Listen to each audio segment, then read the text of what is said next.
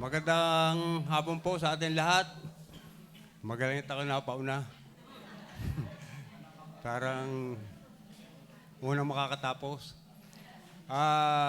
Unang-una, nagpapasalamat sa Panginoon sa nagdaang taon. Sa kaligtasan pala sa kaligtasan, biyayang kaligtasan na pinagkaloob sa akin ng Panginoon. At dahil sa kaligtasan ito ay maraming nabago sa aking buhay. Maraming nagampan ng gawain, nagkaroon ng ministry sa simbahan.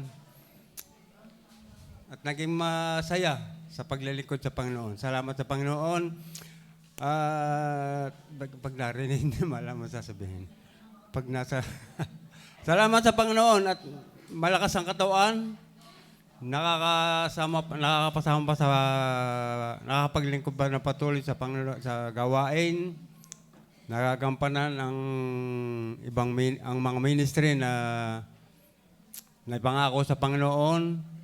Salamat sa Panginoon at noong kanina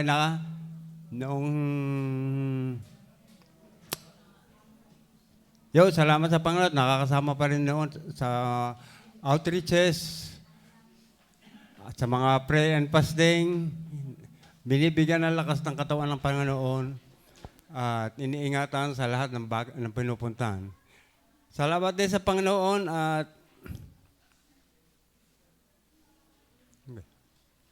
hindi ko alam.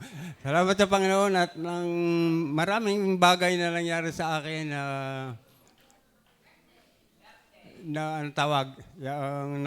nakabuti sa aking pamumuhay, hindi lamang sa akin, kundi sa aming mga pamilya at ang kapatiran. At salamat din sa Panginoon at tunay na tama nga sabi sa talata na sumunod lang sa Panginoon at talagang ibibigay sa iyo kahit hindi mo hinihingi. Talagang napatunayan nitong nagdaang aking kaarawan, wala sa loob ko na humingi ng gayong bagay, ngunit ibinigay sa akin ng Panginoon. Tunay na ang Panginoon ay napakabuti sa akin at hindi lang sa akin, sa atin lahat, pati sa mga sumusunod sa Kanya. Salamat sa Panginoon at patuloy na nakakapaglingkod sa Panginoon at napakalaking biyaya binibigyan niya sa akin dahil yung pagtira pala dito sa simbahan ay hindi kalugihan. Lahat ng biyayang nakakamtan nila ay kasama ako. At salamat sa Panginoon.